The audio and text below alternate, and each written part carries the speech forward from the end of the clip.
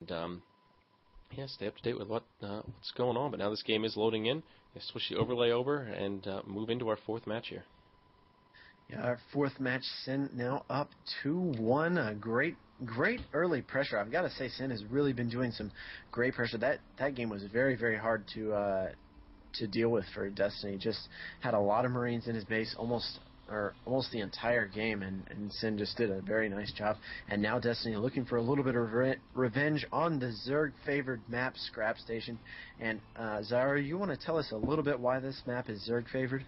Well, there's a couple reasons this particular map is generally considered to be a Zerg map, and some players sort of count the different advantages in order of significance differently, but one of the main things about this map is that it has extremely close air positions, regardless of spawning positions, obviously, and very slow ground positions. So it is great for that classic Muta play, and kind of the play we've seen Destiny do. That strategy he went in that last game has a lot of potential on this particular map. Likewise, Banshees have a lot of potential on this map as well. Any early air harassment can definitely do some pretty serious damage.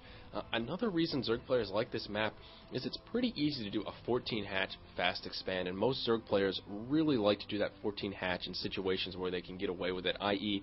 cross map positions on Metal, cross map positions on Lost Temple. And this map is generally pretty good for that early expand as far as Zerg is concerned. And, you know, you can kind of keep expanding pretty easily. You have this next expansion here, and when you're expanding on this map, you're expanding away from your opponent. You're not getting closer to their base like you are on Steppes of War or Xel'Naga Caverns. You're still sort of expanding in the opposite direction of your opponent's base, and that can be good for a Zerg player early on, as it can make it a little bit easier for them to expand, or, defend those aggressive expansions that so many Zerg players are so fond of. We do see Destiny not quite doing exactly what I'm predicting here. He is going to drop that pooling gas much earlier than his expansion. Obviously, we do see SiN building that engineering bay here to block that early expansion. SiN probably trying to anticipate that early expand, as I was pointing out. So common for Zerg players, and something that we see Zerg players try to do quite frequently. So we are going to see Destiny just take down this engineering bay, these drones slowly chipping away at it, and I wouldn't be surprised to see Destiny try and drop an expansion here pretty quickly. Yeah, he probably will. Ended up delaying that, but not by very much. SiN just doing a nice job. That's not, I wouldn't say standard strategy, but you see it quite often from Terran players to go ahead and throw that eBay down just to block any kind of expansion. And SiN now getting his gas stolen by Destiny again. Destiny will be able to put on a little bit more pressure. You don't see any metabolic boost. There it goes, just now starting, waiting on the minerals to get just high enough there. So Destiny might actually be able to put on some early pressure with those lings. You see no wall off yet. Looks like SiN trying to wall off with just the Marine there. He might be somewhat successful there with some kind of push. It looks like he only has 2 Zerglings out right now, and of course 2 Zerglings not going to do that much. But yeah, definitely could be rough if Destiny decides to put on that early pressure. Yeah, and that's a great thing to point out. It's interesting that SiN is not really walled off, as you said. Walling off with Marines is somewhat uncommon, and this is obviously not a strong wall off. These lings can sneak right by. That poor ling is going to get shot down before he can get up the hill. Oh no, but there it is. That supply depot coming down. And, you know, hopefully Destiny, let's take a look at the Destiny cam very quickly here and see exactly what's going on. Obviously, he does have that extractor up, just about to go down.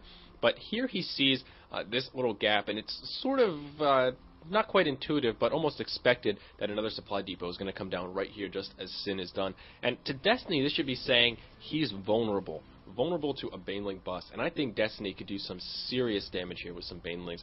As we know, supply depots and bunkers, pylons, even spine crawlers, all those buildings are very low hit point buildings, and Banelings can do a great job at busting through, and you can run those speedlings in and just destroy that harvester line. Destiny here has those that speed upgrade completed. Sorry, I'm stumbling a little bit here. He does have that speed upgrade completed, so he will be able to just run in and destroy those workers if he chooses to go that route, and I think that might be pretty successful in this particular situation. We do see SiN with his second orbital command down, going to try and drop that off at his natural before too long. A double factory play coming out. So, Janitor, are we going to see some Hellions or what? Oh yeah, we'll definitely see Hellions. You see that one coming out right now. I will be interested to see what he puts down, if he chooses to go for that blue flame, or if he throws down a factory. It looks like an armory is coming down, so we'll see a tech lab onto that first factory more than likely, and probably going to see some. Well, definitely we'll see some Thor play come out of this. But I will be interested to see if SiN chooses to get that that igniter upgrade. Yeah, and I would be interested to see that as well. That pre-infernal or ignite. Infernal Pre-Igniter, I believe, is the proper name for those pesky Terran upgrades, can be so strong against Zerg players, especially early on. Obviously, that Blue Flame upgrade fries light units. I believe at 2 shots Zerglings, 2 shots Workers can be very, very devastating. We do see Destiny, as always, getting a pretty timely lair upgrade. We do see this particular Zerg player getting that lair upgrade pretty early in these matches that we've seen so far. Hasn't really stuck with those tier 1 units for too long, and that's a play I really like. And also this aggressive creep spread. Obviously, connecting his 2 bases is huge early on. He'll be able to defend any kind of pressure, and now he's just going to continue spreading this creep all over the place. This queen is going to keep pooping out tumors, and she is going to be able to help her little larva babies cruise across the map. Great play from Destiny here with that aggressive creep spread.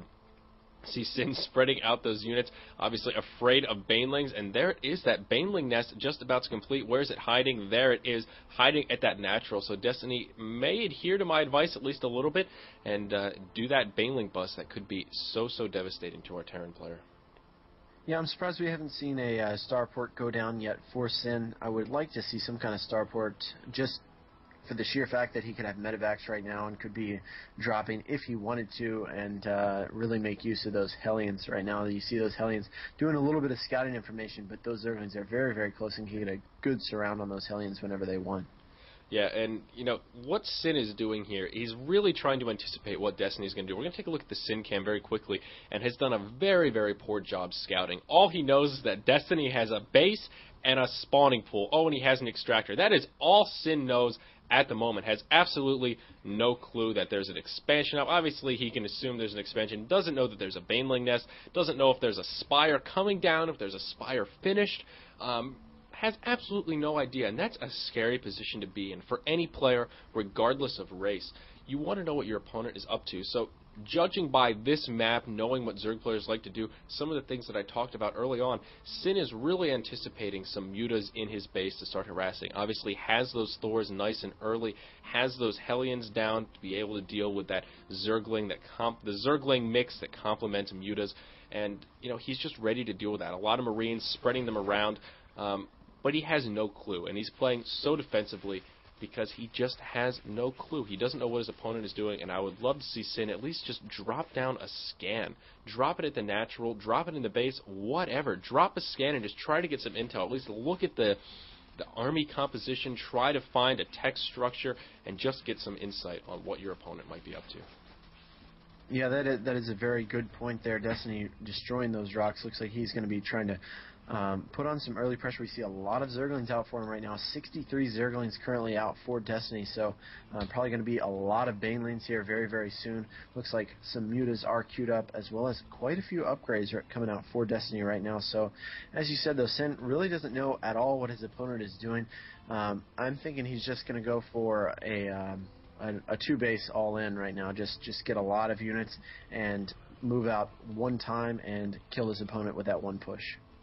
Yeah, and that's definitely a possibility. We do see that Infernal Pre-Igniter upgrade coming down, so these Hellions will be able to do even more damage to those Lings and Banelings alike on the ground. And we see Destiny trying to expand a bit more, obviously connecting with these creep tumors, dropping a lot of tumors, very active with this queen. Actually, just going to glance at APM very quickly, mostly out of curiosity. Both players surprisingly close, to be honest, both around 130, definitely within acceptable parameters as far as APM is concerned. Looking at the Destiny cam here, he's going to be able to see what his opponent is up to. Obviously, those tumors are giving him sight. You can see exactly that unit comp, and maybe a little bit intimidated as far as bringing those mutas in. A lot of Thors for SiN, and that is definitely rough for that muta composition that our Zerg player has at the moment. Janitor, are you feeling a little nervous for our Zerg player right here if SiN decides to attack, or do you think he has enough Banelings to deal with this attack appropriately? Well, I would have thought he was a little bit dangerous, but Destiny now in the back of SiN's base, doing a lot of damage to that probe line. I really think SiN should have just moved out here. He could have already been in the base and forced those mutas to stay at his base. But now this is going to be a little bit rough for Destiny to pull off.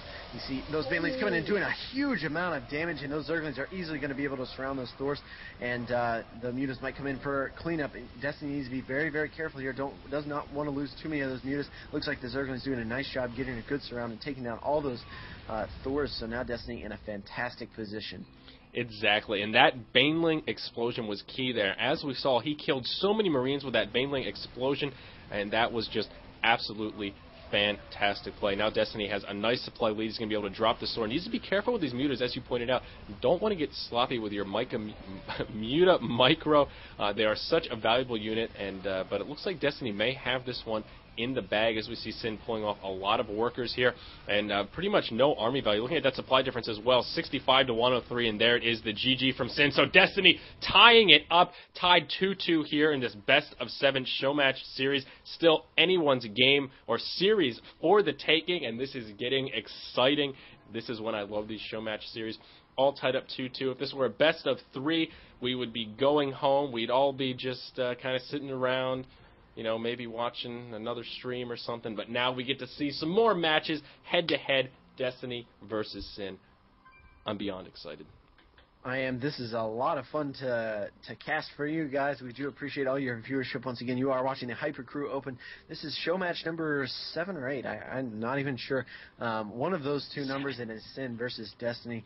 And like you said, we're tied up right now, just waiting on SiN to choose a map. I want to point out, though, SiN really had a good timing push there. Could have actually done quite a bit more damage, but I think that stutter that he did at those destructible rocks, I really think that played a lot into that particular game. Destiny was able to make quite a few Banelings, and as you saw there, just exploded them on all those Marines and doing tons of damage there. So I would have liked to see SiN maybe not stutter as much, just push straight in and do a lot of damage there.